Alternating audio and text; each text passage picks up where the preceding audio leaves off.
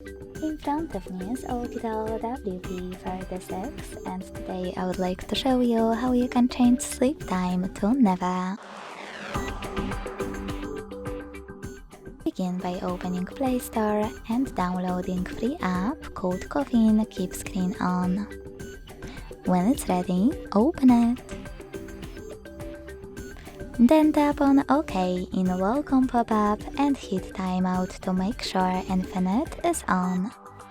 You can also use all of those options the same way. Now go into Tab menu and edit it by clicking on this pen at the bottom right corner. Following that, scroll all the way down and look for Caffeine shortcut. When you find it, hold it and drag it to your current shortcuts. Place it wherever you want to.